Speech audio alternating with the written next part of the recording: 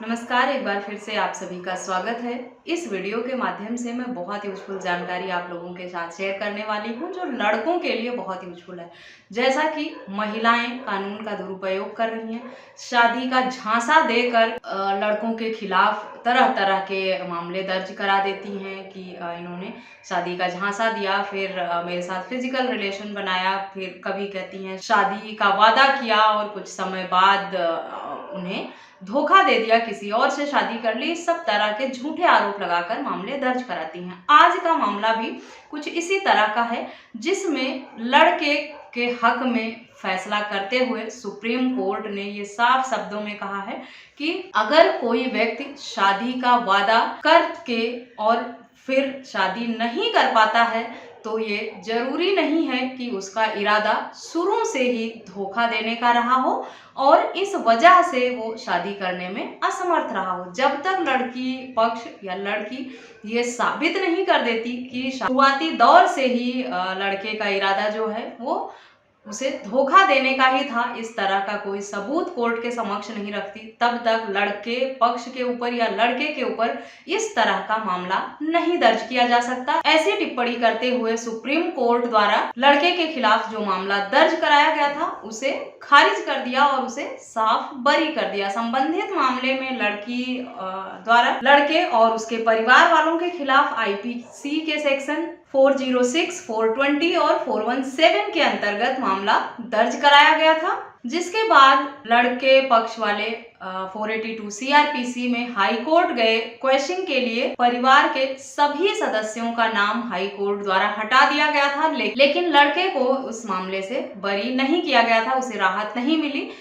फिर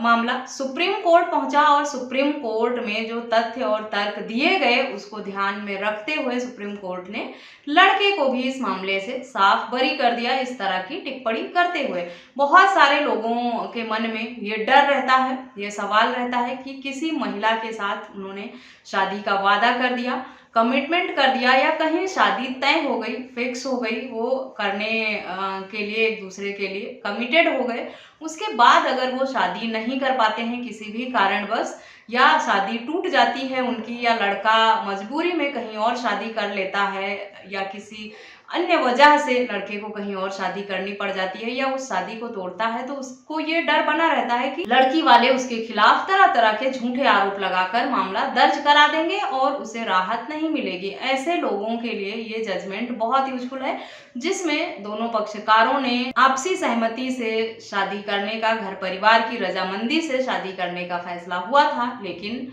कुछ परिस्थितियों के चलते लड़का शादी करने में असमर्थ रहा। लड़की का ये कहना था कि उसे अखबार में निकले एक इश्तिहार के जरिए पता चला कि लड़के ने कहीं और शादी कर ली है। उसके बाद उसने लड़के के खिलाफ इस तरह का मामला दर्ज कराया कि उसने उसके साथ शादी का वादा किया है और वो किसी और से, और उसे धोखा देकर उसने किसी और से शादी कर ली है। लेकिन लड़की पक्ष वालों के पास इस बात को साबित करने के लिए कोई सबूत नहीं था कि वो ये कोर्ट के समक्ष साबित कर सकें कि शुरुआत से ही लड़के का इरादा गलत था, उसका इरादा शुरू से ही लड़की को धोखा देने का था। कई बार विपरीत परिस्थितियों के चलते या कुछ बातें ऐसी पता चलती हैं शादी फिक्स होने के बाद, जिसकी वजह से भी लोग सगाई तोड़ देते हैं, शादी करने से मना कर देते हैं, लेकिन बाद में परेशान लड़के वालों को ही होना पड़ता है, क्योंकि लड़की वालों के पास कई तरह के हथियार होते हैं कि दहेज की मांग की इन्होंने या लड़की के साथ जबरन संबंध बनाने की कोशिश किया, शादी का झांसा देकर उसके साथ फिजिकल रिलेशन बनाए, इस सब तरह के झूठे आरोप लगाकर मामले दर्ज करा देते हैं।